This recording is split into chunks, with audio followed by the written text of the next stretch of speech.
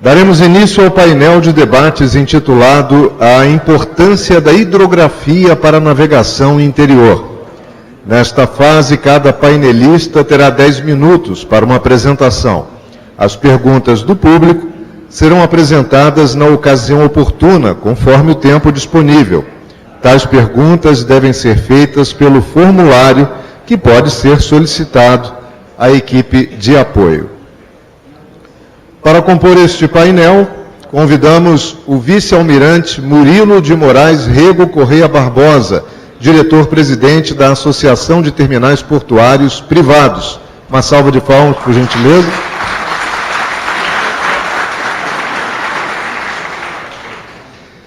O vice-almirante Wilson Pereira de Lima Filho, diretor da Agência Nacional de Transportes Aquaviários.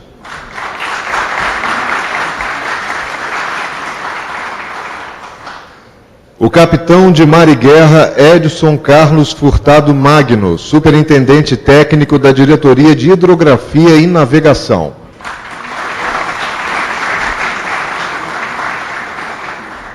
O senhor Adonis dos Santos Passos Júnior, presidente da cooperativa Unipilot, cooperativa de apoio e logística dos práticos da ZP1.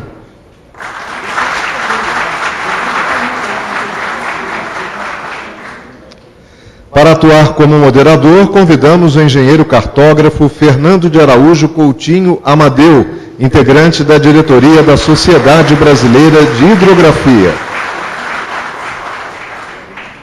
Os senhores podem ficar à vontade, por gentileza. Eu passo a palavra ao moderador. Muito boa tarde, senhores. Dando prosseguimento, então, ao nosso simpósio, vamos iniciar agora o painel sobre navegação interior. Vou pedir, então, aos painelistas para fazerem suas apresentações. Após todas as 4 apresentações, então, o nosso mestre de cerimônias vai ler as perguntas dos senhores que serão formuladas ao longo das 4 apresentações. Eu convido, então, primeiro o almirante Murilo, por favor, para iniciar a sua apresentação. Boa tarde a todos. Muito bom estar de volta aqui a esse 4º andar do Clube Naval para mais uma vez falar um pouco sobre atividades marítimas e portuárias. Da outra vez eu falei aqui sobre terminais de uso privado, que é a associação que eu represento, e hoje vou falar um pouquinho sobre uma tentativa que temos feito ao longo dos últimos 6 anos, para melhorar o calado no acesso ao Rio Amazonas. Rapidamente, eu quero apresentar a minha associação. A Associação de Terminais Portuários Privados, ela foi criada em 2013, logo depois da lei que deu plena liberdade de operação para os TUPs. E aí algumas empresas fortes no cenário brasileiro, principalmente no campo das commodities, resolveu criar uma associação que representasse esse novo regime jurídico que passou a existir a partir dessa lei, 12.815. A ATP hoje, ela tem um grupo que movimenta mais de 60% da toda a carga portuária movimentada no Brasil, e principalmente minério de ferro, petróleo e o agronegócio. Nossos associados, rapidamente, são esses, e dentre esses 33 que estão aí representados, 11 estão na região norte, por isso que a Barra Norte, para nós, tem uma importância fundamental a gente melhorar um pouco do calado lá em cima. Nós temos representantes no agro, no granel líquido, no container, na siderurgia, no minério, e tem surgido muito o multicargas, que Porto do Açu é o grande exemplo aqui para o Rio de Janeiro, né, que é praticamente um porto organizado, tipo um porto público, só que de capital privado. Nós já temos vários dentro desse segmento, mas os mais representativos são Porto do Açu e o Complexo Portuário do Pecém. Falar um pouquinho do projeto Barra Norte. É bom a gente contextualizar um pouquinho o que é o Rio Amazonas, né, porque aqui eu tenho certeza que tem muitos oficiais de marinha que já vivenciaram lá, já tiveram por lá, mas o Rio Amazonas é um desconhecido, a região norte é um desconhecido para o pessoal dos brasileiros que habitam na região sudeste e na região sul. Nós temos hoje autorizados pela ANTAC 64 terminais privados dentro do Rio Amazonas e seus afluentes. Nós temos 2 portos públicos que movimentam cabotagem e longo curso, porque existem mais portos públicos. Porto Velho é um porto público, né? Manaus é um porto público que não está movimentando, Santarém é um porto público que não movimenta também cabotagem e longo curso. Os únicos que movimentam cabotagem e longo curso são Santarém, desculpa, falei Santarém, mas Santarém movimenta, e Santana, são os que movimentam. E dentro desse complexo todo do Rio Amazonas, nós temos hoje 16 terminais que no ano passado fizeram algum tipo de navegação de cabotagem ou longo curso. 16 terminais. Nós temos muitos portos no Brasil que não tem 16 arrendamentos dentro dele, né? Nós aí temos 16 que fizeram essa movimentação. Rapidamente, aqui uma movimentação, aonde está colocada a movimentação em milhões de toneladas do Rio Amazonas, no contexto dos complexos portuários. Quando você vê ali Itaqui, 216 mil, vocês sabem que Itaqui mesmo, a EMAP, não movimenta, talvez esteja numa faixa aí dos 30, 40 milhões de toneladas. Mas ali está a Ponta da Madeira da Vale, que movimenta quase 200 milhões de toneladas. Então, esse gráfico representa complexos. Itaqui é complexo, Santos é um complexo, mas o porto público lá é muito grande, Itaguaí é um complexo, Vitória é um complexo, porque ali está incluído ali Praia Mole e Tubarão. São Sebastião, aquela movimentação de São Sebastião é toda de um terminal da Petrobras, que São Sebastião mesmo não tem praticamente nenhuma movimentação, Angra, Paranaguá, e aí vem o Rio Amazonas com 46 milhões e 300 mil toneladas no ano passado. Quer dizer, ele tem uma movimentação extremamente expressiva no cenário portuário brasileiro. Se nós falássemos em número de movimentação de navios, do tráfego de navios, também não era muito diferente, né? Tirando o Santos ali, que foge um pouco da curva, os outros todos estão ali e o Rio Amazonas está ali em 8º ou 9º lugar. Então, em termos econômicos, a navegação pelo Rio Amazonas é extremamente importante para o Brasil. Mas nós temos um grande gargalo lá, que é o acesso pela Barra Norte do Rio Amazonas. Lá nos idos há mais de 40 anos atrás, quando o nosso querido comandante Penido foi lá fazer os trabalhos lá junto com da MRN para sair pela Barra Norte com a bauxita, que a ser explorada lá no Rio Trombetas, ele chegou a um cálculo empírico, que nós não sabemos até hoje como ele chegou a esses 11,50, e esses 11,50 perduraram por mais de 40 anos. De repente, estava todo mundo feliz lá, de repente o grão começou a ser escoado pelo norte do país, principalmente porque a produção foi subindo, foi para o norte do do estado do Mato Grosso, e aí a logística mostrou que o escoamento pelo norte era mais barato que o escoamento por Santos, Paranaguá, que eram os portos tradicionais de exportação de grãos. E aí, dentro desse movimento, surgiu uma professora que nos procurou num congresso da Pianchi, que teve aqui em 2016, eu acho que muitos aqui participaram daquele congresso, e ela me trouxe uma proposta de um estudo que envolvia navegação em lama fluida, previsão maregráfica e o balizamento do Curuá. E aí foi quando começamos a pensar na Barra Norte. Hoje nós temos 3 frentes em andamento dentro da Barra Norte. 3 frentes. A primeira é esse projeto que eu vou falar um pouquinho mais, que é esses testes para aumento do calado junto com a Marinha. O segundo projeto é um levantamento hidrográfico de batimetria que foi feito recentemente, que eu também vou comentar. E o terceiro é uma possível concessão do canal da Barra Norte. Vamos ao primeiro. Em novembro de 2016, a professora Suzana, que era uma pesquisadora e professora da COP, apresentou aquele estudo que eu disse aos senhores. Em fevereiro de 2017, nós fizemos uma apresentação na DPC, e o nosso DPC, na ocasião, era o Almirante Lima Filho. Foi criado um GT dentro da DPC para estudar isso, e, finalmente, em outubro de 2017, a DPC nos chamou para um novo encontro lá, dizendo que tinha aprovado esses estudos, exceto pela navegação em lama fluida, e que podia começar disso. Nós, então, começamos a conversar com o comandante do 4º Distrito para ver se a gente subia de calado. Eu fui muito ousado, pedi logo 12 metros lá, mas eu acho que naquela ocasião ele conversou com os práticos lá da ZP-01 e chegaram a uma conclusão que um calado conservador seria começar com 11,70. E essa primeira portaria correu relativamente rápida, conseguimos fazê-la, não demorou muito tempo. Do 11,70 para o 11,90 é que nós tivemos e continuamos tendo muitos problemas. Houve uma aprovação do calado com 11,70 com praticagem obrigatória, que é a portaria 87 do comandante do 4º Distrito, de novembro de 2018. Em março de 2020 foi autorizado, através de uma outra portaria, iniciar os testes para 11,90, só que eles queriam que esses 20 centímetros adicionais fossem com água de lastro. E quem faz essas passagens por lá são navios de bandeira estrangeira, e os comandantes não concordaram em lastrear seus navios para depois, quando passasse o arco lamoso, jogar a água fora.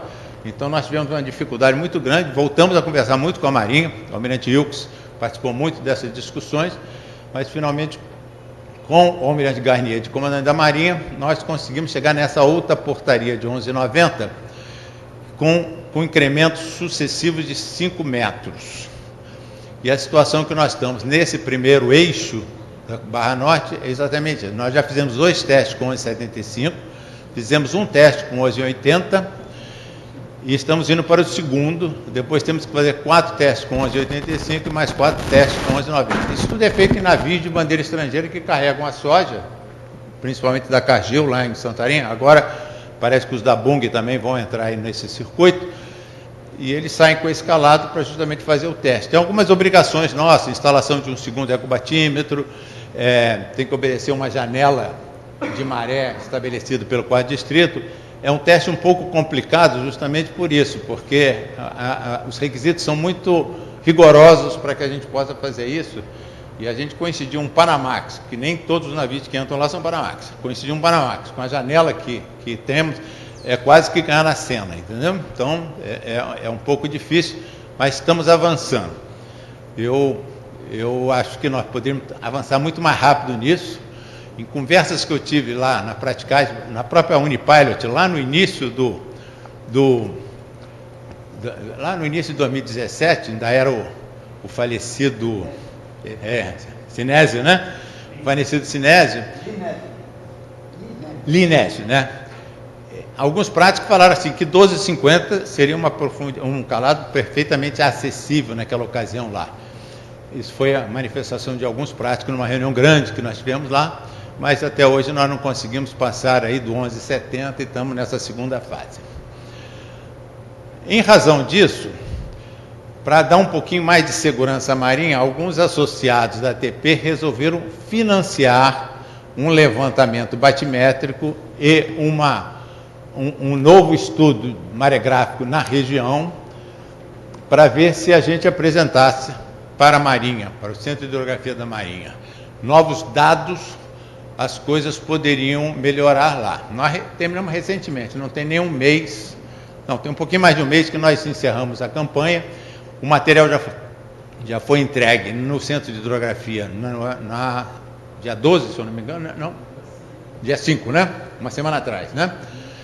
Foi entregue lá no dia 5, está em análise lá, e nós estamos com muitas esperanças nesse estudo. Por quê? Porque ele nos trouxe alguns achados muito interessantes. Um aumento da amplitude da maré. Lá nós navegamos basicamente na maré. Então essas janelas que eu falei, que hoje são de 4 metros, 4 dias no mês, podem aumentar até para 20, em função do que foi apresentado aí pelas empresas que fizeram esse trabalho. Houve um aumento nessa amplitude. Esse foi talvez o principal achado desse trabalho. Nós não tivemos grandes alterações no levantamento hidrográfico no Arco Lamoso, mas que apresentou a possibilidade de utilização de um outro canal. Achou-se um outro canal lá. Com isso, a gente pode até fazer uma questão de mão dupla lá, em algum momento. Com isso, facilitaria o gerenciamento do tráfego de embarcações pela região. E um terceiro achado, que todo mundo conhece muito bem, é a grande movimentação dos bancos.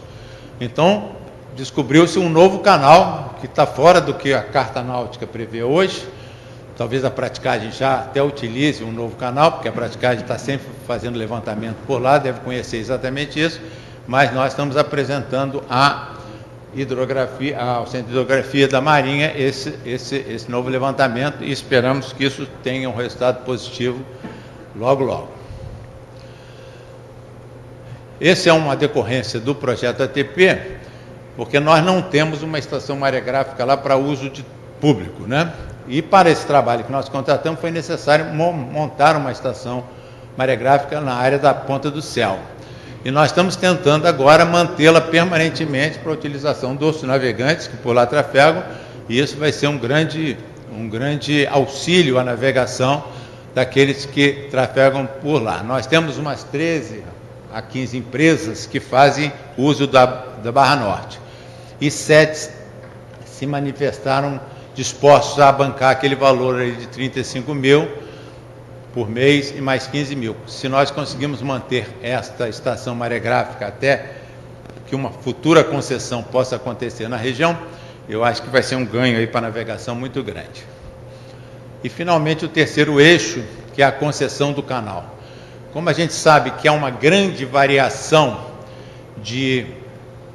principalmente ali no Canal Grande do Curuá, dos bancos de areia, em função da vazão do Rio Amazonas, eles andam muito, quilômetros por ano, eles saem do lugar lá, 1 a 2 quilômetros, eles se movem.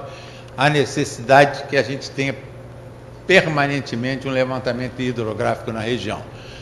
Tenhamos permanentemente a manutenção e a atualização da sinalização náutica. Tenhamos a gestão do tráfego, obviamente observando o movimento das marés para privilegiar os navios de maior calado nos picos de marés lá para isso. E esse quarto item aí não está sendo considerado nesse primeiro momento, mas é uma coisa para a gente pensar em algum momento, a implantação de estrutura de primeira resposta para incidentes ambientais. Se a Petrobras for para lá agora para fazer exploração, isso aí vai surgir naturalmente por conta das empresas que exploram o petróleo. Então, nós descartamos esse negócio nesse primeiro momento e estamos trabalhando só com aquelas três primeiras responsabilidades ali. Quem é o responsável por essa concessão na legislação brasileira? É a agência reguladora, é a ANTAQ. A ANTAQ abraçou esse projeto, está trabalhando junto com a Marinha e com a Secretaria de Portos nesse projeto, já tem um grupo de trabalho instalado, e a ATP também contratou e vai fazer uma doação para a ANTAQ do estudo de viabilidade técnica, econômica e ambiental, para ver se a gente avança nesse projeto. Quem está fazendo esse trabalho é a Coastal Port e está sendo patrocinado por empresas do projeto ATP. Existe uma necessidade, está na concessão, hoje no almoço nós estamos conversando sobre isso exatamente, que é a necessidade de uma estação maregráfica fixa no Arco Lamoso. Isso é uma coisa importantíssima, mas isso tem um custo muito alto, que em algum momento a gente talvez tenha que motivar o governo federal para financiar isso. Era isso que eu tinha que apresentar, não sei se passei muito, mas era isso que eu tinha aqui. Obrigado a todos.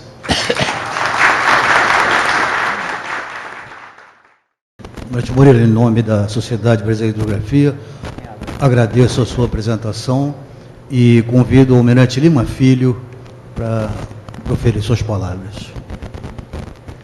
Muito boa tarde a todos, uma satisfação muito grande estar aqui no nosso Clube Naval. Queria saudar o presidente do Clube Naval, estimado Almirante Esquadra Prado Maia, meu estimado eterno chefe, Almirante Palmer, presidente da Sociedade Brasileira de Hidrografia, almirante Paulo César, meu eterno presidente da FEMAR, almirante Lúcio, almirante Altran, almirante Garcês, almirante Marcos Almeida, meu estimado comandante Rezano e todos os presentes. É uma satisfação muito grande estar participando desse evento e também saúdo todos os integrantes da mesa, na pessoa do meu querido almirante Murilo. Falar sobre hidrografia, para mim, é uma alegria muito grande. Porque se a navegação hoje existe e é viável, agradeçamos a hidrografia. Sem o trabalho da nossa diretoria de hidrografia e navegação, a navegação seria inviável. Isso que eu procuro sempre levar para a Agência Nacional de Transporte Aquaviário, onde hoje eu labuto. Eu seguirei esse sumário que aqui está, me deram o tempo de 10 minutos, eu juro que eu vou me esforçar para cumpri-lo, mas se eu passar 1 ou 2 minutos, já peço desculpas aqui ao almirante Paulo César. Inicialmente, eu queria dar algumas notícias, que alguns, os mais jovens talvez não conheçam bem o que é a ANTAC. Antes de vir para cá, almirante Palmer, eu perguntei lá na ANTAC para alguns colegas, o que é DHN? Pouquíssimos conheciam. Então, mas sabe por que isso acontece, almirante? Porque o trabalho essencial da DHN, ele é muito silencioso. Só nós que efetivamente navegamos e sabemos a importância de contar o farol, de ter uma área bem cartografada, de ter um levantamento hidrográfico bem feito, que sabemos o valor da DHN. Quando recebemos uma meteoromarinha dizendo que vai haver um mau tempo, né? Ou nós efetivamente recebemos de manhã o aviso aos navegantes, sabendo que temos algum sinal que não está operando de forma adequada. Então, é difícil para mim dizer a importância da DHN em 10 minutos. Acho isso uma tarefa impossível. Mas, prosseguindo, a nossa agência reguladora, ela é uma autarquia vinculada ao Ministério de Portos e Aeroportos e possui hoje uma diretoria colegiada com 5 diretores. Até a minha chegada eram 3. Em função da minha chegada, por outras variáveis, foi aumentado para 5. Então, a partir da minha chegada, em dezembro do ano passado, passamos a ser 5 diretores. Nós temos o diretor-geral, que é o doutor Eduardo Neri, que é oriundo do TCU. Temos a doutora Flávia Tacafaz, que é da ANTAC de Carreira. Temos eu, oriundo da Marinha do Brasil. E temos 2, um é um advogado, o outro é um servidor de carreira do Ministério do Planejamento. Então, esses são os nossos integrantes do nosso board. E quando nós falamos sobre as tarefas da ANTAC, né, é importante dizer qual é a nossa esfera de atuação. Então, basicamente, a navegação fluvial, lacustre, os portos organizados, as instalações portuárias, o transporte aquaviário de cargas especiais e a exploração da infraestrutura aquaviária. Eu costumo dizer que as nossas tarefas possuem 3 principais eixos. O eixo portuário, o eixo da navegação marítima e o eixo da navegação interior. Então, é interessante que aqui, efetivamente, a administração do simpósio pegou 2 eixos de atuação da ANTAC, que é a navegação marítima e a navegação interior. Mas, de uma forma bastante simples, as nossas atribuições estão diretamente relacionadas à prestação do serviço. A prestação do serviço, que é o carro-chefe das atribuições da agência. Agora, quando se fala em prestação de serviço no mar, um dos pontos principais exigidos pelos nossos clientes, entre aspas, é a segurança. E aí aparece a interação necessária entre a agência reguladora e a Marinha do Brasil. Porque a segurança sob a vertente safety, ela é responsabilidade da Marinha. Mas nós somos eventualmente cobrados dos nossos usuários da segurança. E agora, interessante que sobre a ótica nossa, quais seriam os principais eixos de atuação da DHN? Obviamente, esses eixos aqui, esses 7 eixos vistos pela agência, ou seja, uma visão exógena da diretoria de hidrografia e navegação, mas o que a gente vê na DHN? Inicialmente é a carta náutica, né, a cartografia.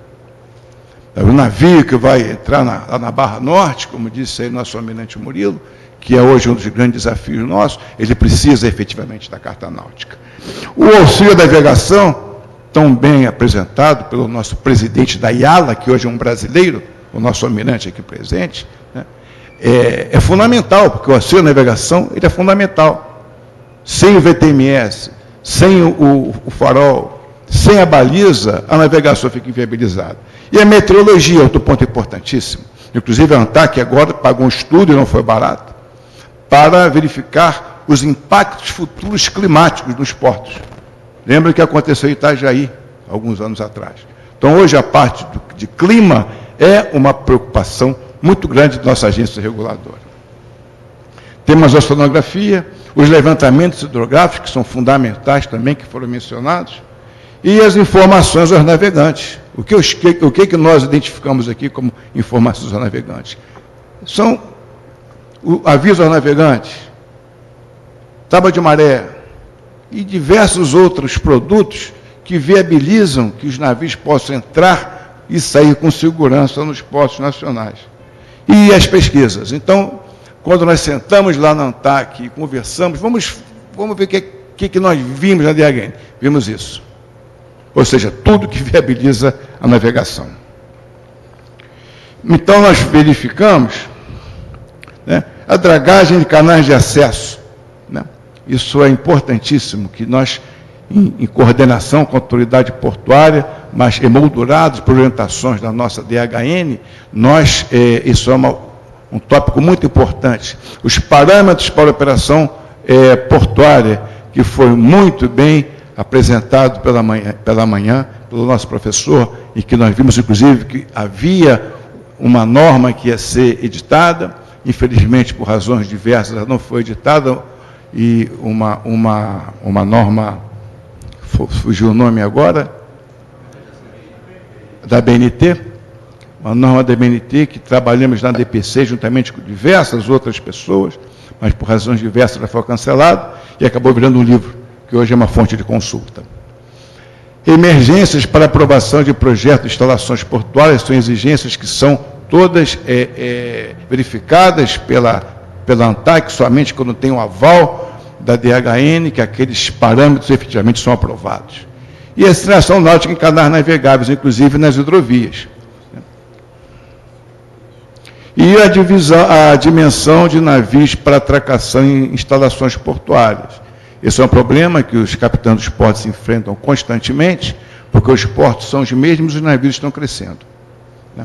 Então, a diretoria de portos e costas, de braços dados com a DHN, estabeleceu alguns tópicos para orientar os capitães dos portos, para saber até que ponto nós podemos aumentar a boca e aumentar a loa de um navio naquele porto. Inclusive, na ocasião, foi criado, eu era o DPC, o GEAP, né, que é um grupo, acho que o Magno estava lá nessa época, né, um grupo especial de avaliação de parâmetros portuários, para que pudesse o capitão dos portos decidir até que ponto poderia aumentar o calado, o comprimento e a boca de um navio em um porto.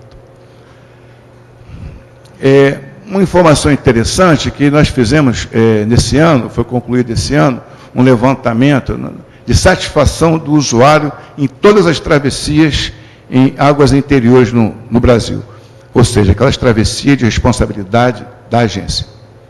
E todos esses parâmetros aí foram avaliados, e por curiosidade, mas já esperávamos isso, né, qual foi o parâmetro que foi mais cobrado e dito como mais importante pelos usuários? Que nós temos esses parâmetros como eficiência, regularidade, modicidade, atualidade, cortesia, conforto, etc., e segurança. E segurança disparado foi o parâmetro julgado mais importante pelos usuários. Daí que remete para essa interação entre a ANTAC e a Marinha, porque o usuário cobra a segurança da embarcação, mas o responsável pela segurança é a Marinha. Por isso que nós estamos cada vez mais aumentando esse relacionamento entre a Marinha e a agência reguladora.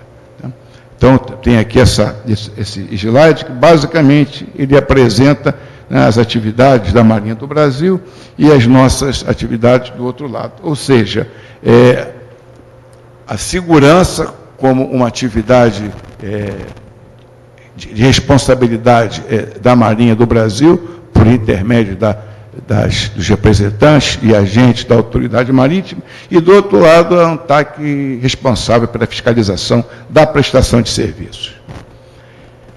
Outro ponto importante que eu queria focar é a diferença entre via navegável e hidrovia.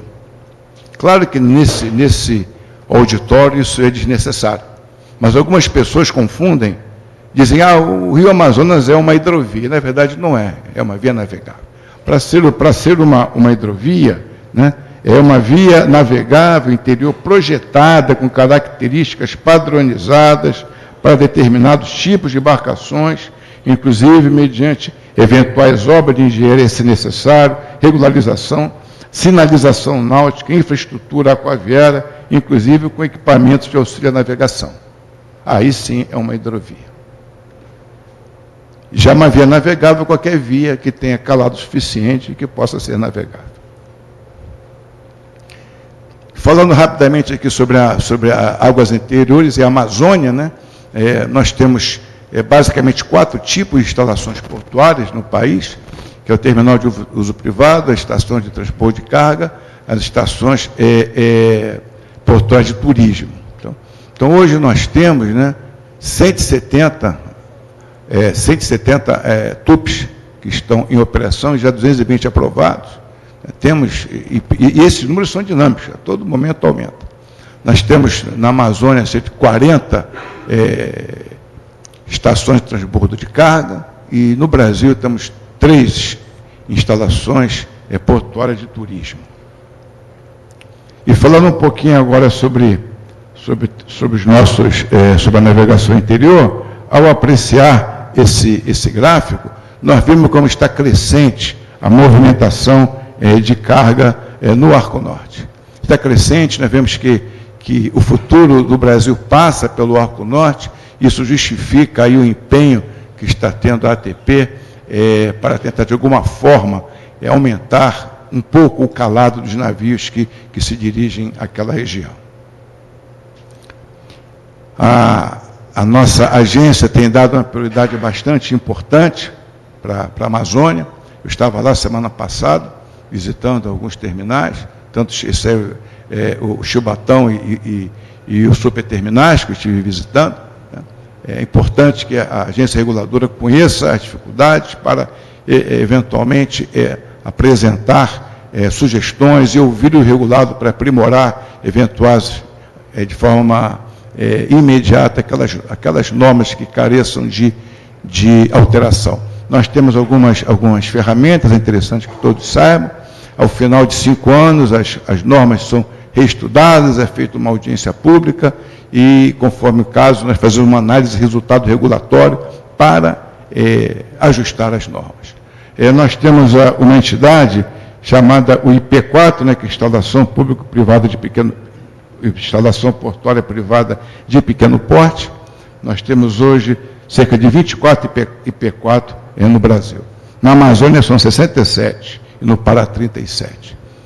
Isso aí a gente espera que seja o futuro, né? E um exemplo aí de um IP4, para que de repente não seja mais assim. Isso é um registro, é um tipo também de instalação portuária, que basicamente é para que a ANTAC possa ter um controle dessas instalações, né? As exigências são bastante reduzidas, inclusive essa norma que cuida dos registros está agora em fase de revisão.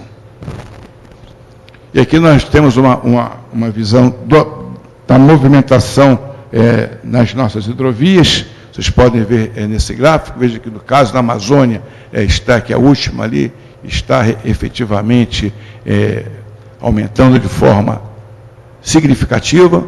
e nós hoje estamos na ANTAC buscando aumentar o número de concessões hidroviárias. Foi aprovado recentemente o nosso Plano Geral de Outorgas, e nós temos vou apresentar para os senhores aqui quais são as principais hidrovias que estão efetivamente em processo e nos planos da agência, em consonância com as orientações do Ministério de Portos e Aeroportos. Temos a Lagoa Mirim, né, que fica lá no sul, que já está em andamento.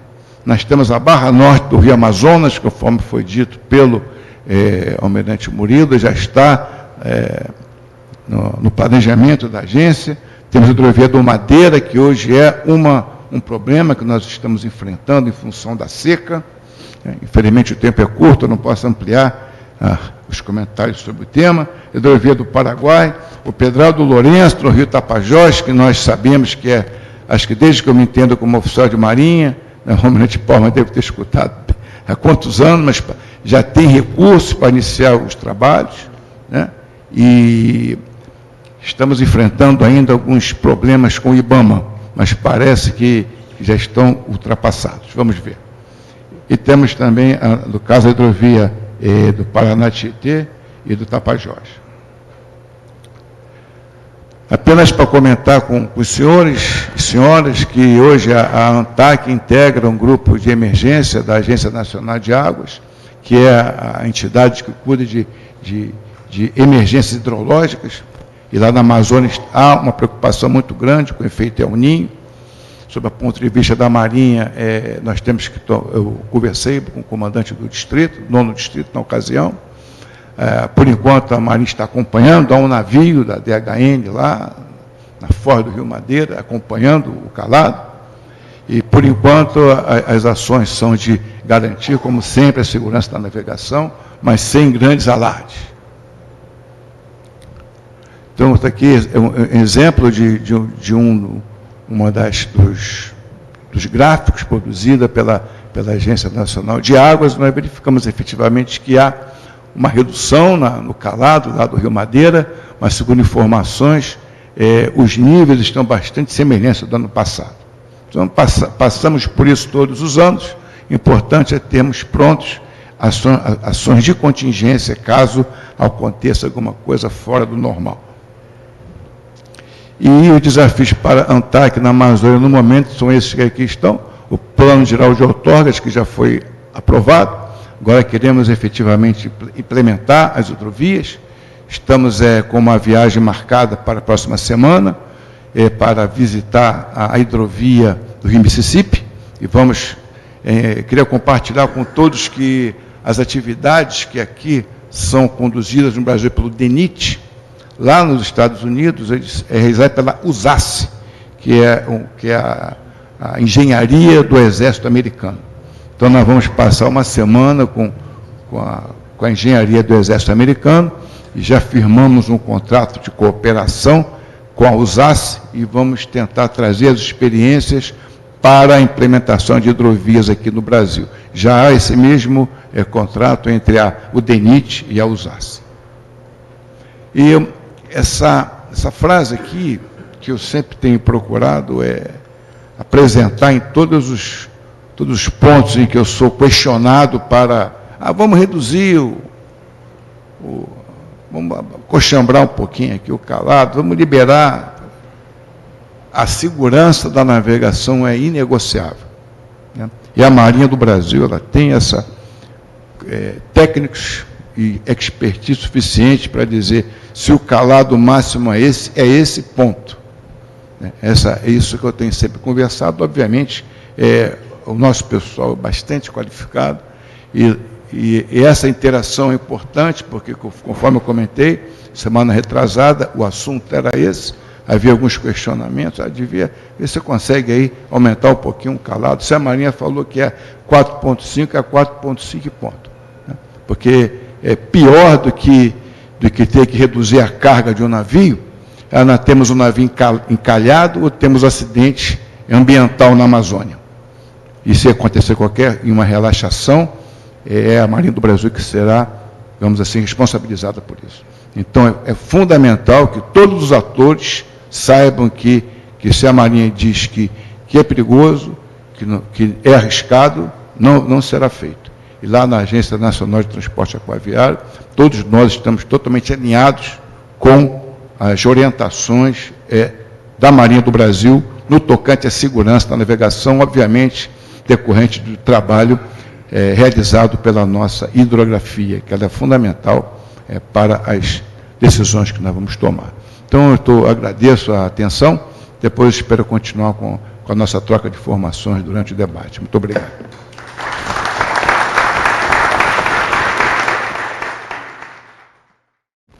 Almirante Lima Filho, em nome da Sociedade Brasileira de Hidrografia, agradeço a sua brilhante participação. E, se me permite, Almirante Lima Filho,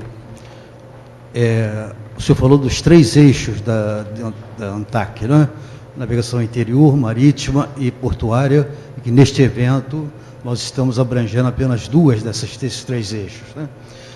Lembrando que em 2019, então, a SB Hidro, então, sob a presidência do Almirante Palmer, promoveu um evento sobre hidrografia portuária, exclusivamente hidrografia portuária.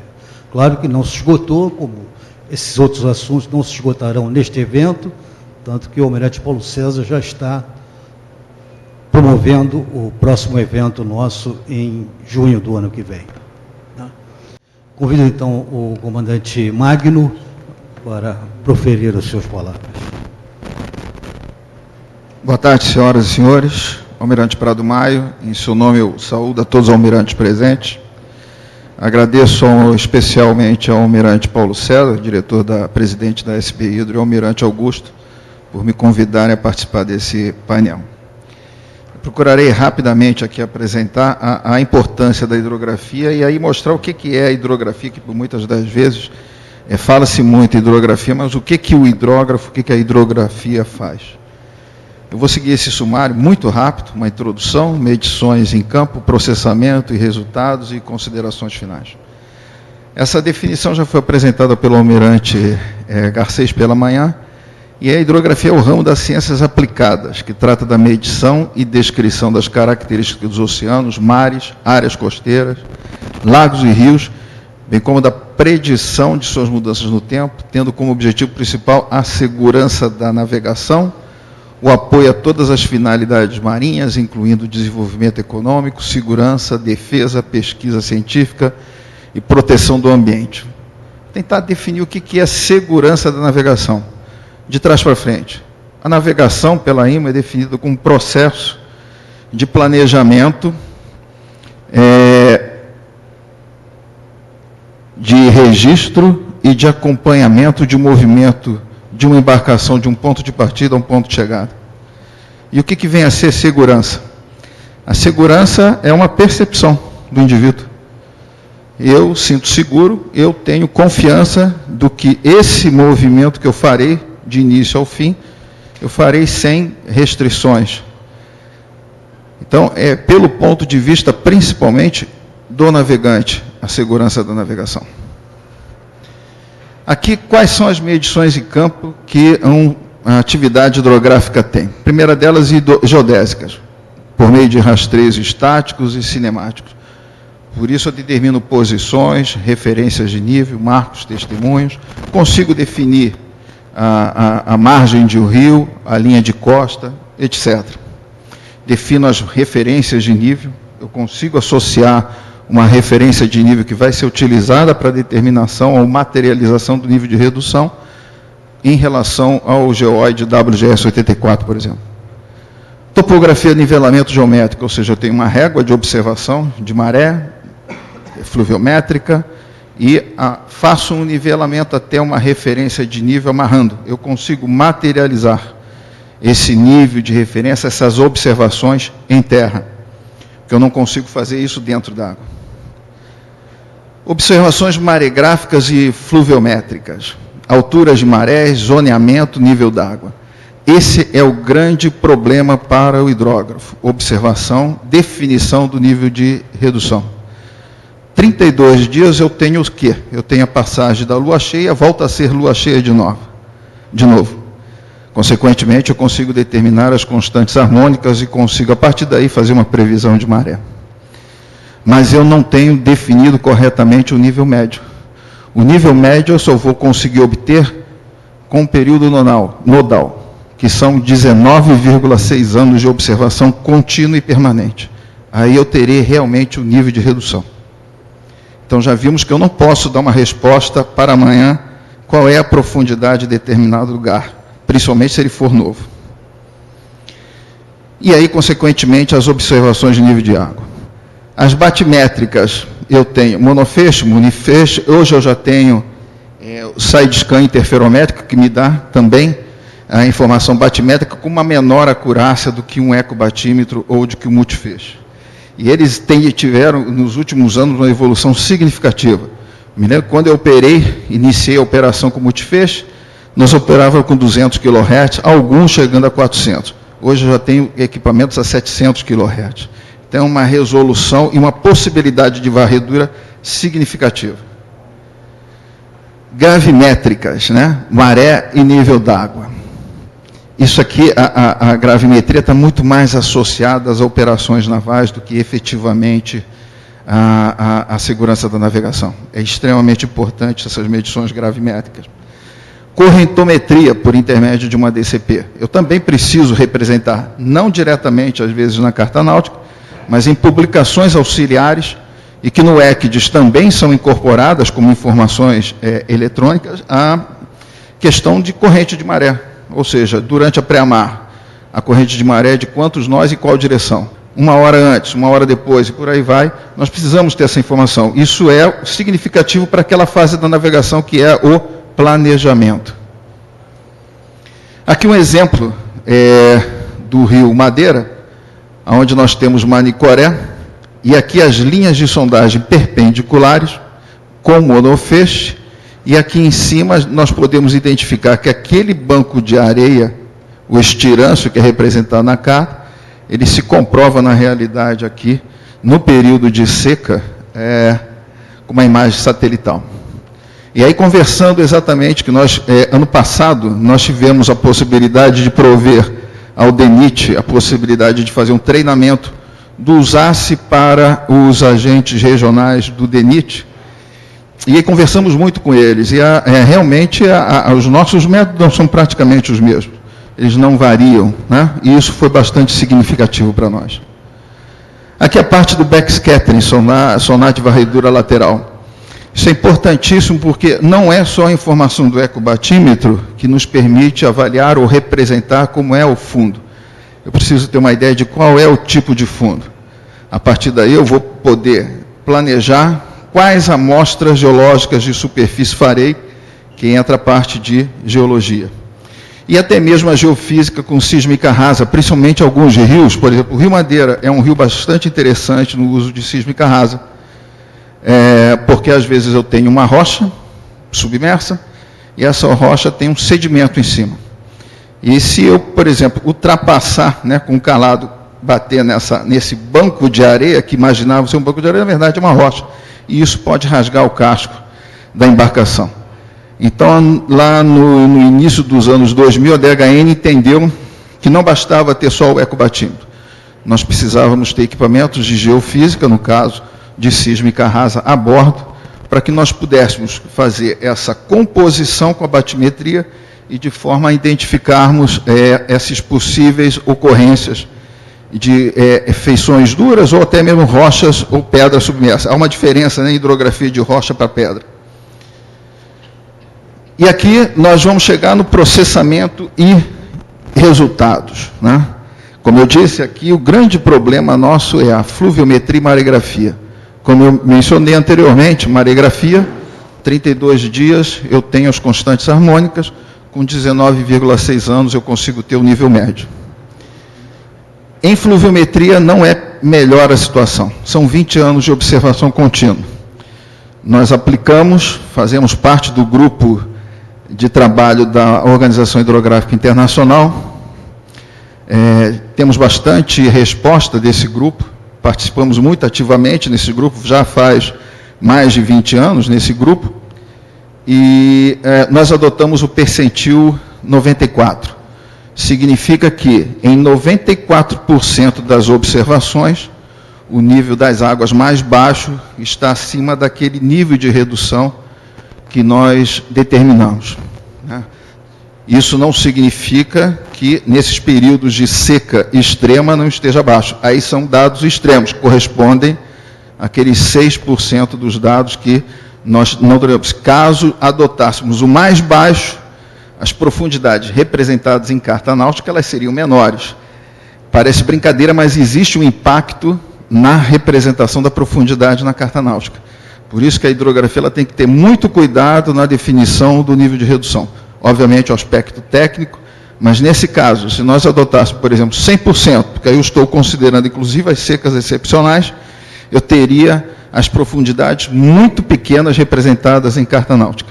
E o navegante, navegando por aquela carta, em muito tempo teria informações estaria navegando com profundidades muito acima daquelas que estão representadas em carta náutica. E aí, praticamente, para quase encerrar, né, aqui nós temos o que é a hidrografia. Ela é reconhecida pela produção cartográfica, mas nós não nos esqueçamos que temos as publicações, Tábua das Marés, Lista de Faróis e por aí vai. São publicações que são complementares ao que nós estamos vendo na carta náutica. E com a navegação eletrônica, com ECDIS, essas informações todas vão estar dentro do ECDIS. Elas vão ser consultadas dentro do ECDIS. Eu poderei questionar as informações no ECDIS e no ECS também. Aqui um simples exemplo de o que são alterações que nós observamos. Isso aqui é o Rio Solimões. A parte geodésica aqui eram os dados antigos ainda em Córrego Alegre, nosso datum regional Córrego Alegre. E quando foi feito o levantamento, já em WGS 84, nós encontramos todas as referências. Fora aquelas naturais que ocorrem, nós verificamos aqui a necessidade de corrigir a carta como um todo, o terreno como um todo. A importância da geodésia. Eu preciso ter pontos em terra para poder, por exemplo, fazer a calibração de imagens satelitais. Pegar imagens, por exemplo, do Sensiplan, que nos cede imagens para nós fazermos atualização cartográfica.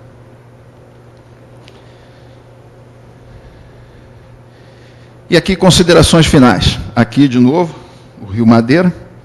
Aqui um exemplo de uma imagem do Google e a carta náutica. E aqui nós conseguimos ver, por exemplo, um alinhamento de um banco de areia com estirância representado na carta e as margens aqui representadas. O aspecto principal da hidrografia é a segurança da navegação. É prover aquelas informações que o navegante, a bordo de uma embarcação, possa se sentir seguro. E seja uma compilação de todas aquelas medições que eu mencionei anteriormente. O caráter dual dos levantamentos hidrográficos. Isso é muito presente em marinhas que têm serviço hidrográfico. O dado que nós coletamos, ele serve tanto para a segurança da navegação, como para as operações navais. É uma outra perspectiva, é uma outra representação cartográfica que nós fazemos para as operações navais, para cada um dos aspectos das operações navais. O que eu quero dizer com isso? Nós temos carta de operação submarino, nós temos cartas de minagem varredora, e por aí vai. A Organização Hidrográfica Internacional já fez alguns estudos e observou o seguinte, em vários países do mundo: o retorno do investimento em hidrografia chega a ser, de cada dólar investido em hidrografia, um retorno de $10 para o país. Então, eu diria, com essa observação feita lá fora, que vale a pena apostar em hidrografia. Não é qualquer investimento que tenha, talvez, esse tipo de retorno, né? É essencial a colaboração entre a academia, empresas e o serviço hidrográfico. Isso eu particularmente observei no Canadá, Universidade de New Brunswick, Kongsberg e o serviço hidrográfico canadense, trabalhando em parcerias. Os problemas que um enfrentava, chegava à academia para tentar solucioná-lo e vinha um equipamento ou sistema com a CARES ou a Kongsberg para dar solução àquele problema enfrentado. E eu cito aqui, por exemplo, um oficial nosso que fez o mestrado, aí já em New Hampshire, porque esse grupo foi movimentado na Universidade de Halifax para New Brunswick, na Universidade de New Brunswick para New Hampshire, porque o Departamento de Defesa americano deixou de investir nesse Ocean Group do Canadá para investir nos Estados Unidos. E o nosso oficial ele desenvolveu um algoritmo novo para Kongsberg. Exatamente por hoje a capacidade do ecobatímetro multifeixe ele não ter essa capacidade de identificar feições delgadas no fundo, com esse tese de mestrado, com esse estudo que foi feito por ele, ele construiu um algoritmo e que provavelmente a Kongsberg mais adiante vai poder apresentar como solução dos seus equipamentos. E a questão primordial que nós devemos ter no Brasil, que são profissionais de hidrografia. Quando nós visitamos outros países, é nítido que há uma quantidade enorme de profissionais de hidrografia, não aqueles somente residentes nos serviços hidrográficos. E com isso eu encerro a minha apresentação. Muito obrigado.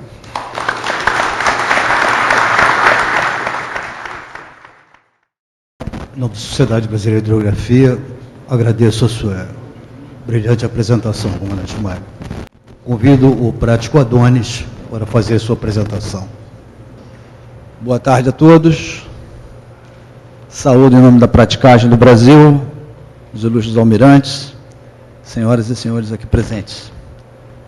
Para mim é uma satisfação enorme estar nessa casa, de uma forma muito feliz, um curto período da minha vida. Eu servi a Marinha do Brasil como aluno da Escola de Formação de Oficiais da Marinha Mercante e foram os melhores momentos da minha vida. Então, é sempre para mim uma alegria estar nesse meio. Bem, eu fiquei numa situação difícil, porque eu estou aqui num ninho de águias. Os hidrógrafos são, por excelência, cientistas, são profissionais muito técnicos, e, por outro lado, eu represento uma categoria de pessoas práticas. O prático, ele tem esse viés de certa forma, facilitar, encurtar os caminhos e, às vezes, simplificar aquilo que a academia, às vezes, rebusca um pouco mais para definir. Então, a praticagem, por ter esse viés mais prático, ela pode parecer que se opõe, de certa forma, ao que a hidrografia produz, mas de jeito algum. Muito pelo contrário. A hidrografia, e aqui eu faço um agradecimento como brasileiro, porque antes de se pensar em estradas, os rios já estavam lá, a costa já estava lá. E o que seria a integração do nosso país se não fosse a hidrografia? Tudo veio depois. A praticagem idem. Então, a praticagem, ela se pauta pela hidrografia. Porém, por força da profissão, acabamos buscando caminhos que simplifiquem aquele proceder que devemos ter costumeiramente no trato do nosso ofício. Então, a minha apresentação vai ficar muito aquém da apresentação dos meus antecessores, que foram muito brilhantes e trouxeram aqui dados, gráficos e ilustrações de cunho técnico e acadêmico. A minha preparação, ela se pautou mais por um lado prático, por um lado mais do dia a dia. Eu me interessei em trazer algo que fosse visto a olhos nus quando se navega na região amazônica. Eu acho que tem aquele controlezinho aqui. Então vamos lá, praticagem do Brasil, simpósio de hidrografia. A importância da hidrografia para a navegação interior. E, bem, ali nós temos aqui os palestrantes. Aqui alguns temas relevantes da hidrografia para a navegação interior. Meu resumo está muito distante da precisão do meu antecessor aqui, nos itens que ele colocou como relevantes. Mas eu coloquei ali apenas alguns, né? A batimetria, o estudo das marés, o nível dos rios, o estudo das correntes, os levantamentos hidrográficos e a correlação com a cartografia. Nós nos utilizamos de todas essas informações que a hidrografia nos disponibiliza no exercício da nossa profissão. Aqui um pensamento muito interessante de Heráclito, né? Tudo flui, tudo se move, tudo muda. É aí que está o problema. Porque se nós tivéssemos que esperar 19,6 anos para colher os dados fluviométricos e aquilo nunca mais sofresse alteração, estaria ótimo. O problema é aquilo ali, ó. Tudo muda, tudo flui, tudo se move. E aí, é nessa mudança, esse exigir contínuo de estar sempre refazendo o cálculo, sempre procurando definir, concatenar, organizar aqueles movimentos do rio, é aí que está a dificuldade, né? Também é atribuída a Heráclito aquela frase ali, não se pode entrar 2 vezes no mesmo rio, né? E aí, isso aí ganha aquela interpretação filosófica, né, de que o rio nunca é o mesmo e nós também não. Então, um ser humano não pode entrar 2 vezes no mesmo rio. Bom, erosão e algumas consequências para a navegação fluvial. A erosão é, de longe, o nosso problema mais relevante, né? Então, nós temos ali terras caídas, desmoronamento de encostas, lixo flutuante, movimentação de bancos submersos, formação de praias e ilhas, desaparecimento de ilhas, alteração da posição e profundidade do canal navegável. Esses são alguns dos percalços que nos afligem por conta dessa erosão muito grande, especialmente na bacia hidrográfica do Amazonas e no Amazonas, o rio mais volumoso do mundo, né? Aqui uma reportagemzinha sobre terras caídas. Demora um pouquinho, mas vai entrar já já. O volume não está saindo. Com os estragos provocados pela erosão das margens dos rios, o chamado fenômeno das terras caídas. Neste fim de semana, pelo menos 4 famílias viram suas casas desabarem. Para a maioria, não é a primeira vez e eles precisam reconstruir as residências. Ai, meu Deus, olha, vai descer tudo, olha sair daqui. Olha, gente, isso aqui é triste realidade nossa, né, da floresta. Meu Deus.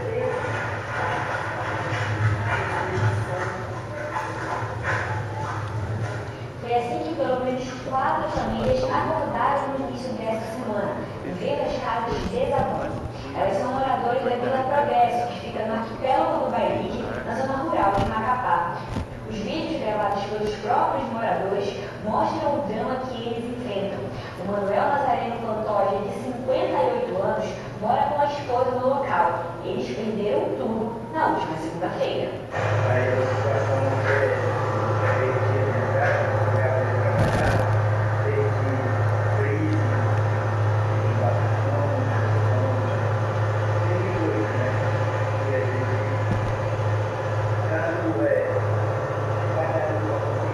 Eles foram vítimas do fenômeno das terras caídas, provocado pela dinâmica das marés, que ocorre principalmente em rios de águas turvas. O fenômeno natural das terras caídas acontece quando o avanço do rio Amazonas provoca a erosão das encostas, destruindo as construções às margens das ilhas. É um problema antigo enfrentado pelos moradores do arquipélago do Bairique. O Manuel é comerciante.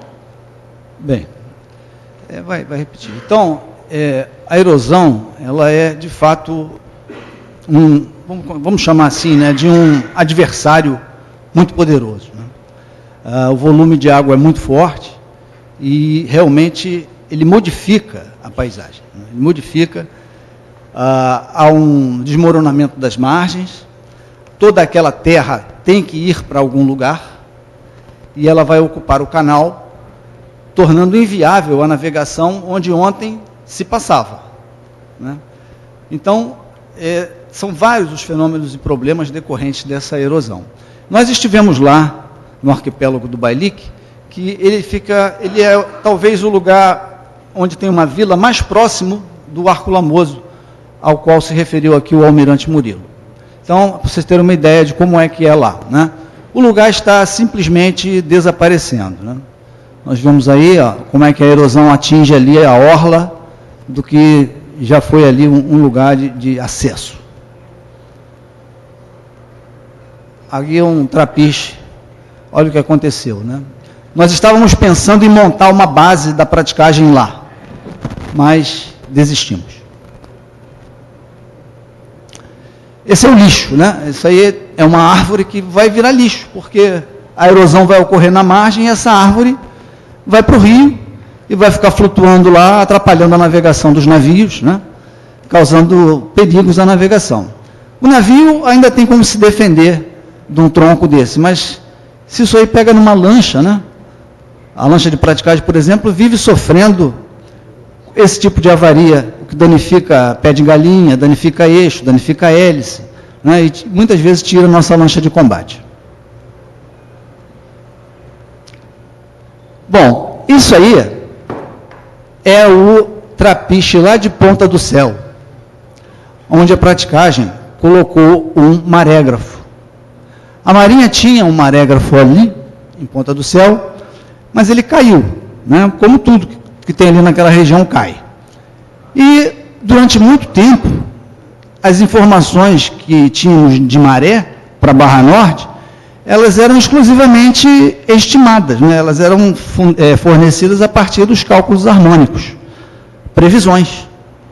Mas não tinha marégrafo, né? E a praticagem comprou um marégrafo e instalou ali, na Ponta do Céu. E também sofreu com a pororoca, um tronco se meteu ali naquela construção e serviu de alavanca e derrubou o marégrafo da praticagem e depois o marégrafo que a Marinha tinha também. Depois a Marinha botou o marégrafo lá novamente e os dois foram para a água, né? E durante muito tempo tivemos que consertar o marégrafo, demorou muito, teve que vir peça do exterior e tudo mais. Mas o Amazonas não é para os fracos. São coisas que acontecem lá. Coisas desse tipo. Repara ali embaixo como é que está destruído a base do trapiche.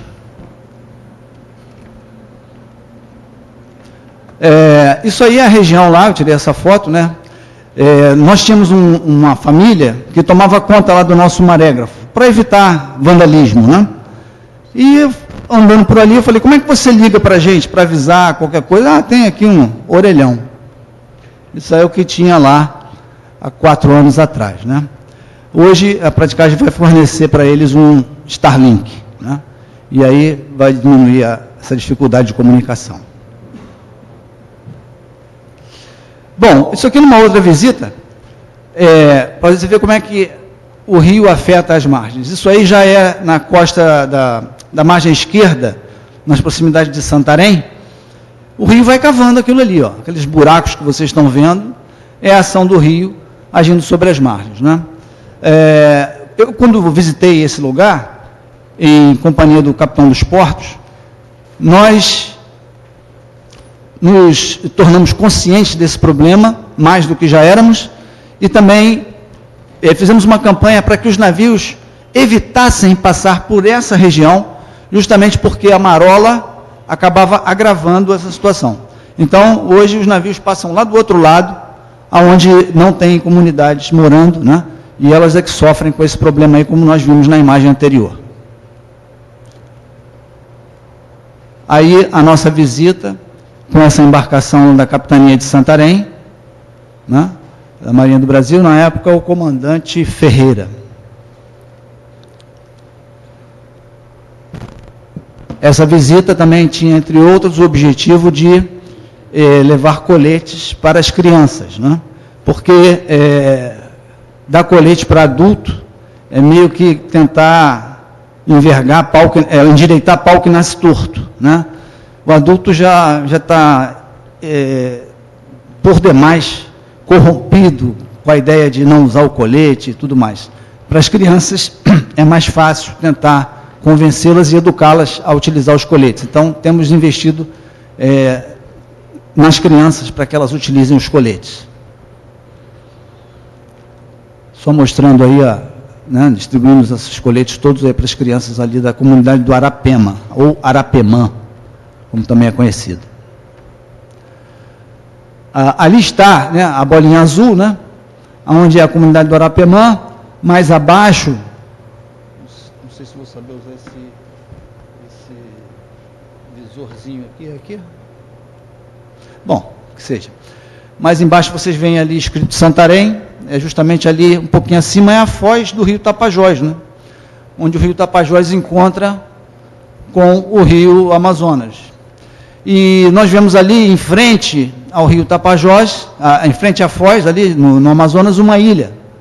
Né? Era a ilha do Igarapé-Açu, também conhecida por muito tempo como Ilha da Ponta Negra, né? Onde, inclusive, um navio da Marinha de Guerra ficou encalhado lá um tempo, eu não sei bem exatamente o nome, acho que foi o navio Custódio, não sei, mas eu já ouvi essa história, ficou encalhado ali por um tempo, né?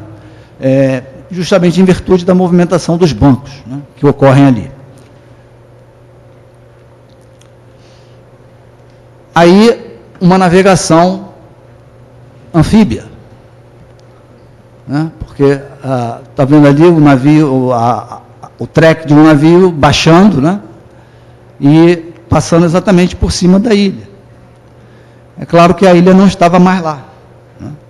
Mas então, assim, para que temos uma ideia de como as coisas modificam rapidamente e, às vezes, a informação pública, né, fica um pouco defasada em relação à realidade constante. Tudo flui, tudo muda, tudo se move. Ali também, né, o risco preto, que os senhores veem ali da direita para a esquerda, é o treco, a passagem de um navio, passando por cima de uma ilha gigantesca, que é a Ilha Faraday, que hoje também não existe mais. Então, são fenômenos que ocorrem no Rio Amazonas, na bacia do Amazonas, né? O navio navega em terra ali um pouco. Hoje, a Marinha está com uma carta atualizada. Felizmente, hoje estamos navegando na água mesmo, para alívio dos comandantes, né, que ficam muito surpresos quando veem o seu navio passar por cima de terra.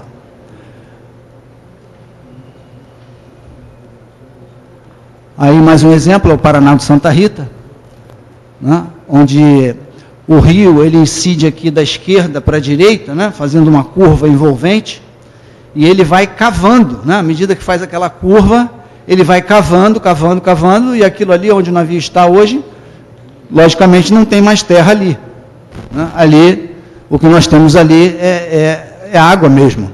Aí você vai perguntar, mas então, por que você não navega mais aqui para o sul, né? Onde está aquele rumo traçado?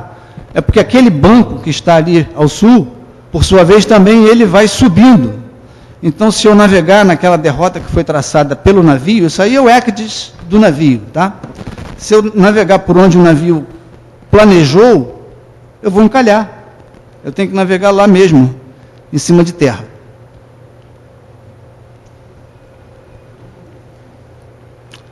Bom, aí vocês poderiam pensar, bom, mas então é o fim do mundo, né? O desespero. Se você não tem a velocidade necessária para a atualização das publicações, né? Como é que vocês fazem, né? Como é que vocês navegam lá, né? WhatsApp. Né? WhatsApp veio para resolver ou ajudar muito o nosso problema, né? Hoje nós temos uma rede totalmente interligada e os práticos trocam informações. Esse aí é o nosso grupo de segurança da navegação. Nesta semana ocorreu a dragagem nas proximidades do porto de Juruti. Aí o colega colocou no grupo, olha, navio Trombetas, 10h70, está saindo com calado reduzido, o normal lá é sair com 11h58, mas devido ao assoreamento, e a dragagem que está sendo realizada está saindo com 10,70. Navio trombetas, 10,70, velocidade 6 nós, UKC 2,5. Né? É assim que a praticagem se mantém atualizada. Né? Você tem de 6 a 10, de 6 a 12 navios entrando na ZP diariamente, e essas embarcações são tripuladas por práticos, e eles vão trocando informações a qualquer aceno de novidade pelo local onde estão passando. Né? E dessa maneira a praticagem mantém uma rede de atualização permanente, diuturna, que funciona de madrugada, de dia, de noite, todos os dias, várias vezes por dia.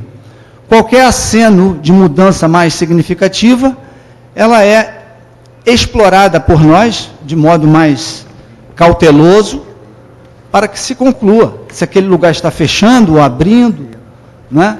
E que a gente não encalhe lá.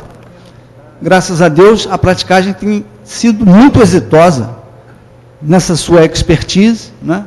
Há anos que não se ouve falar de nenhuma topada de navio na ZP1, felizmente, tá?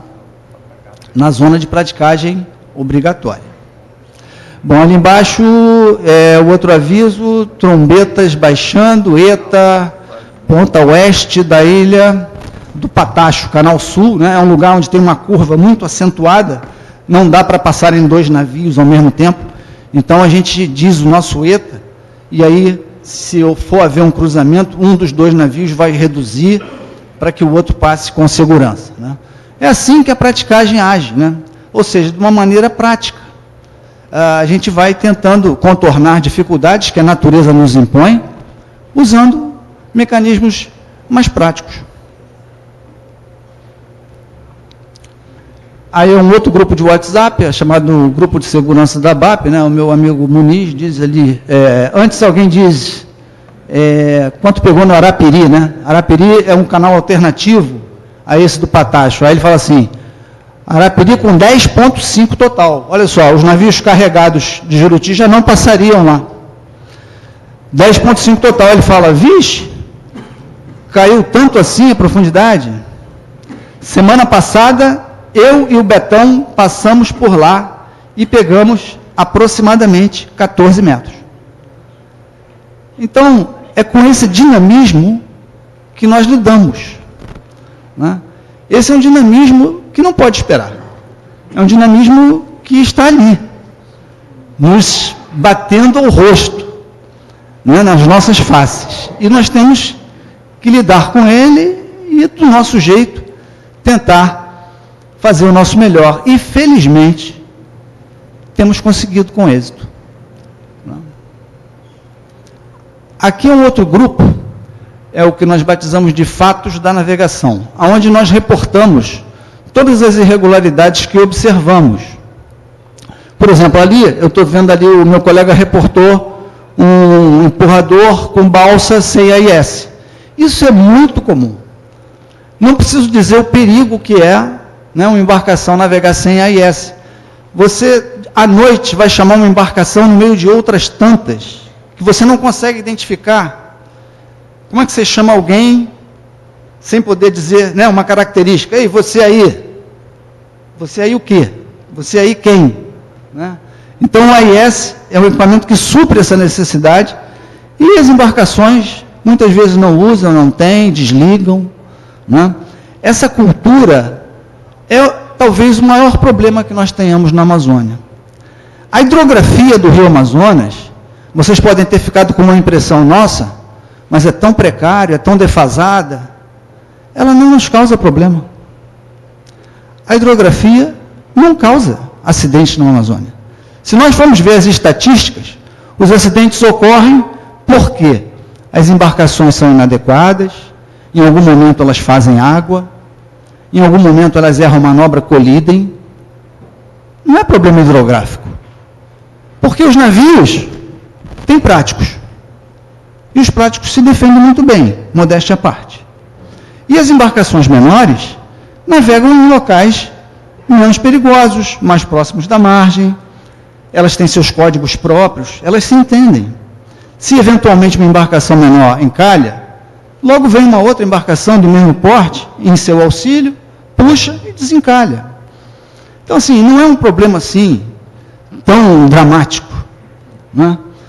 Talvez fosse pior se fosse dado aos barcos menores a oportunidade de formação de carta náutica, porque aí seria provável que eles fossem para o canal onde navegam os navios. E como eles não têm uma boa marinharia no trato de combinar manobras, de respeitar RPAN e outras regras, seria muito perigoso. É muito melhor que os navios usem o canal, que os práticos usem a sua expertise no canal, protegendo os navios, e que as embarcações pequenas fiquem nos seus paranás, fiquem nos seus caminhos particulares, passando pertinho de praia, sem problema nenhum. Cada um no seu quadrado. E eu vou dizer, hidrograficamente, apesar de tudo parecer tão difícil, nós vamos bem. Obrigado. A hidrografia no Amazonas, ela não causa acidente. Por quê? Existe uma complementação. Felizmente, a praticagem é capaz de complementar algum espaço vazio que a Marinha tem a dificuldade de preencher. Não por incapacidade ou incompetência, mas nós sabemos as dificuldades que tem na questão orçamentária, na questão de verbas. Nós sabemos disso tudo. Mas, apesar desse meu drama todo aqui inicial, eu quis dizer o seguinte: a praticagem está lá. E eu vou fazer uma pergunta para vocês. Vocês acham que a Marinha tem condições de colocar diariamente 10 embarcações novas, sondando, ainda que de modo primitivo, toda essa extensão? São mais de 1000 milhas. Se a gente contar o Amazonas, o Tapajós, o Trombetas, o Jari, os Estreitos, a Barra Norte. A Marinha tem condições de fazer essa sondagem diuturnamente? Eu gostaria que alguém tivesse a coragem de me responder, por favor, sinceramente, o que acha. Só uma pessoa, por favor. Tem condições ou não tem? Por favor, só um. Ninguém. Gente, vamos lá. Nenhum país teria. Adorei a sua resposta. Porque eu discordo. A Marinha tem condições. A praticagem é Marinha. Nós somos Marinha e nós fazemos isso. Então, a Marinha, ela tem que olhar para a praticagem como uma extensão da Marinha. Existe a Marinha, na minha época de criança, lá a Marinha de Guerra, né? Dos navios branco e cinza. Talvez essa Marinha, mundialmente, não tenha condição. Mas a Marinha do Brasil é maior do que isso. É muito maior do que isso. A EFON, a Marinha Mercante, a praticagem.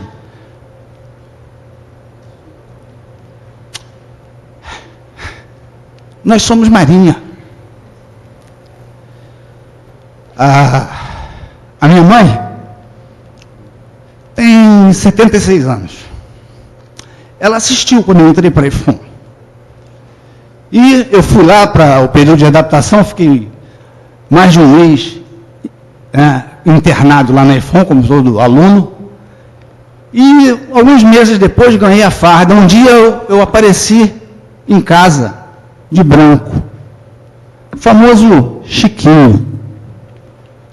Minha mãe olhou para mim, meu marinheiro. Até hoje, no dia 13 de dezembro, ela me dá meus parabéns. Eu sou marinheiro. Metade da minha vida bordo em cima de navio. Eu sou a Marinha do Brasil. A praticagem é Marinha. A praticagem está lá, complementando no que pode, ajudando no que pode. Porque a segurança da navegação é a nossa visão. Missão, valores, aquelas coisas todas. Pois é, Se você for ler, da praticagem está lá. Segurança da navegação, salvaguarda da vida humana, prevenção da poluição. E eu pergunto, nós não somos Marinha? Então a Marinha está lá. E eu digo, o resultado tem sido bom. Pode estar faltando recursos, pode estar faltando algum rigor técnico, mas na prática, é o que eu disse, por hidrografia, não há acidente na Amazônia. Por hidrografia, não. Pelo menos nas áreas que a praticagem está. Continuando aqui. Bom, ainda no aspecto terrorista, aqui é o fundeadouro de Macapá. É uma área que também sofre muito com o assoreamento, com a mudança dos bancos, né? Então essa aí é a visão da carta da Marinha, né? A carta, digamos assim, oficial. Repara ali no fundeadouro número 2, né? Ele não está sendo ameaçado pelos bancos, pelas baixas profundidades ali da isóbata. E ao sul você tem uma área tranquila. Aquilo que está aparecendo ali ao sul é uma palavra, Amapá, não é nenhum sinal hidrográfico. Esse é o mesmo lugar, só que essa carta aí é da praticagem. Então, olha só, isso é nosso. Esse potencial é nosso. Não há porquê a Marinha dos navios cinzas e brancos se repreender, se reprimir ou se julgar ineficiente. A proteção está de fato ocorrendo. Está de fato ocorrendo. A Marinha, na minha humilde opinião, tem que aprender, se é que eu posso ousar dizer isso, mas a encarar seus modelos como sendo modelos de sucesso. Nós temos um modelo de sucesso na hidrografia da Bacia Amazônica, que é um modelo que usa a praticagem como um braço complementar. E isso tem garantido, estatisticamente, que os acidentes lá tendam a zero. É motivo de orgulho. Não é da praticagem, da Marinha. Senhor Adonis, por favor, devido ao adiantado da hora, é Amadeu falando, Adonis. Por favor, acelere um pouco. Acelera, obrigado. Desculpa. Mais as perguntas. Desculpa. Bom, projeto aumento de calado. Fiquei muito feliz que o almirante Murilo tenha trazido esse tema à baila, porque é um tema que nos apaixona muito e eu não tenho tempo para falar. E nem me preparei para isso, porque seria aqui outra meia hora. Bom, essa aí é a nossa boia, né? Uma boia meteoceanográfica, né? De meteorologia e oceanografia. Meteoceanográfica, que a praticagem comprou e agora já colocou lá na Barra Norte, né? Já testamos, por quase 2 anos testando, e hoje ela está em fazendinha para receber todos os sensores que serão utilizados. Sensor de corrente, sensor de vento, sensor de maré, salinidade, temperatura, tudo transmitido com painéis solares via satélite, né? Teremos 3 boias dessa no Arco Lamoso, e isso vai permitir termos informação em tempo real para aumentar o calado dos navios. Estamos nesse projeto de aumento de calado há 15 anos. Desde 2015. Desde 2015. E levamos o projeto inicialmente ao almirante Edervaldo, do 4º Distrito, a partir da observação de que os navios passavam no Arco Lamoso todos os anos, né? Então, falamos, poxa, então nos dias em que houver a maré mais alta, é possível passar com calados maiores. E levamos esse projeto para o almirante Edervaldo, que entendeu a nossa ideia, autorizou testes, e nós conseguimos elevar o calado para 11,70, né? A partir do almirante Edervaldo, outros almirantes sucederam, E todas as vezes que tem troca de almirante no 4º distrito, eu vou lá e explico todo o projeto novamente e acaba que é dado continuidade ao projeto. Hoje em dia, a praticagem tem um protocolo firmado com a Marinha nesse projeto de aumento de calado. Contamos, sim, com a participação da ATP, que deixa que os navios façam o teste. E nos ajuda muito nisso. Os investimentos dessa área são todos por conta da praticagem. Aí vão perguntar, mas a praticagem ganha o quê com isso? Né? A praticagem ganha mercado. Nós disputamos mercado com a ZP3, que tem calado de 14 metros. Há 2 anos atrás, nós temos visto as praticagens fechando no Brasil. Né? Praticagem de Ilhéus, praticagem de Aracaju, praticagem mal das pernas aí, Natal, Areia Branca.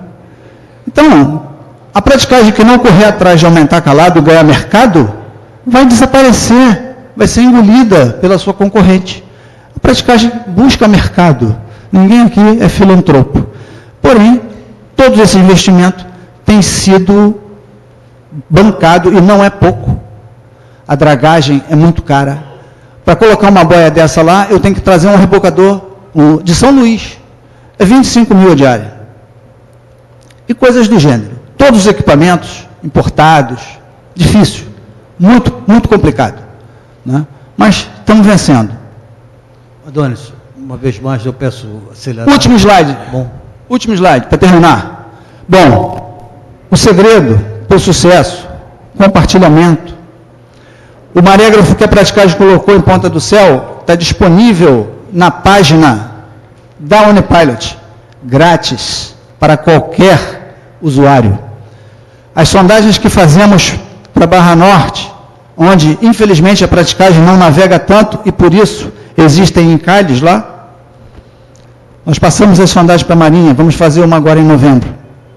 Enfim, a praticagem, que é Marinha, está sempre disposta a compartilhar esse conhecimento e, de modo humilde, tentar complementar, no que puder, o brilhante trabalho da hidrografia do Brasil. Praticagem e Hidrografia do Brasil, uma parceria de sucesso. Muito obrigado a todos. Desculpa avançar. Desculpa.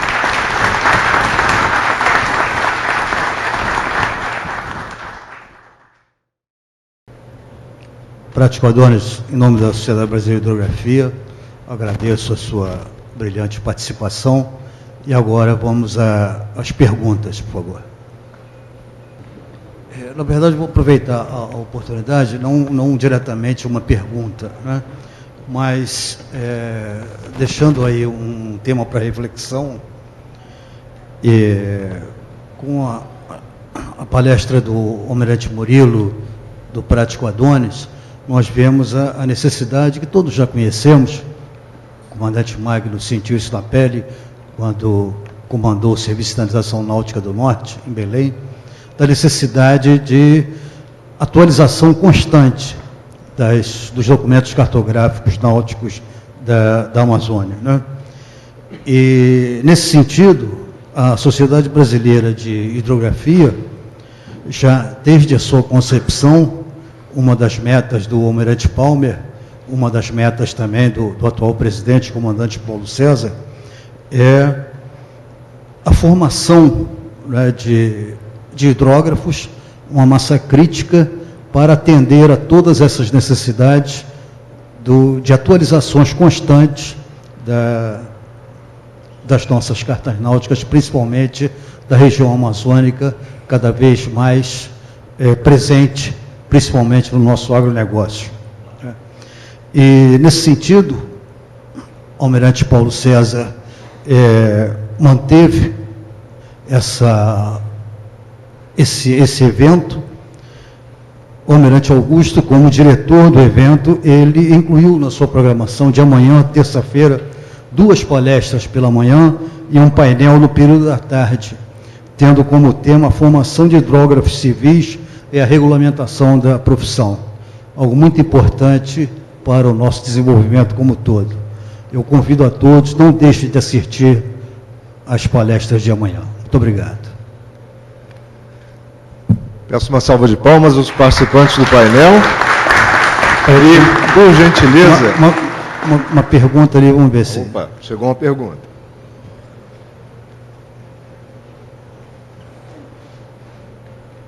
Só pedir a rapidez na A pergunta é para o prático Adonis e para o almirante Murilo.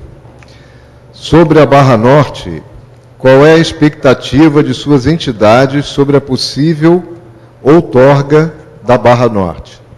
A pergunta é de César Rainer.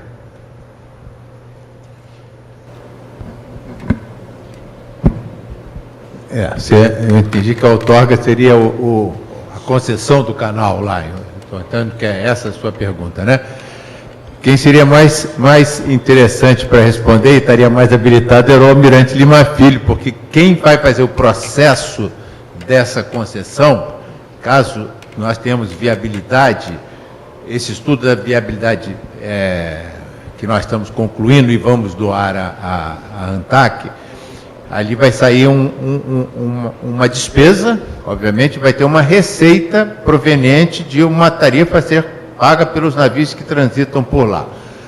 Então, eu tenho a impressão que, em dado momento, a ANTAC vai fazer essa análise se uma concessão é viável, se nós teríamos que partir para uma PPP com algum auxílio do governo, mas isso eu acho que é uma próxima fase. Eu acho que uma coisa que a ANTAC está convencida é que, efetivamente, há uma necessidade muito grande de fazer aquela concessão ali daquela parte entre o Canal Grande do Curuá e até lá o Arco Lamoso, porque para a segurança da navegação vai ser primordial essa concessão todas aquelas linhas apresentadas. Complementando rapidamente, conforme eu disse, já está no plano de outorgas da ANTAC o Arco Norte. Então, o canal de acesso ao Arco Norte pela Barra Norte já está no nosso plano de outorgas. Como disse muito bem o almirante Murilo, tem que agora estudar a viabilidade disso. Será que vai ser econômico, efetivamente, a implementação e a concessão desse canal? Será que vai ser necessário que o governo entre com recursos em uma parceria público-privada? Tudo isso será avaliado pela ANTAC, depois que nós recebemos o EVTEA, que está sendo providenciado com apoio da ATP. Nós já estamos com outros projetos de concessão de canais, inclusive tem um canal, que eu sou o diretor-relator, que é o canal de acesso ao Porto de Paranaguá. Agora, quando for feito também o leilão do Porto Itajaí, o definitivo, já será também feito o leilão do canal de acesso ao Porto de Itajaí. Então, a agência reguladora está caminhando agora nesse sentido, de fazer a concessão de canais para que se possa garantir durante todo o ano o canal navegável. Então, essa é a resposta no momento. Isso está na pauta da ANTAC, dependendo da EVTEA, para oportunamente ser avaliado pela agência reguladora. Eu agradeço, então, os participantes do painel, as brilhantes apresentações, mas realmente, devido ao adiantado da hora, nós temos que passar adiante no nosso evento. A sociedade ela está aberta, as perguntas podem nos mandar, que nós faremos chegar ao palestrante que nos irá nos responder. Muito obrigado aos 4 palestrantes. Eu peço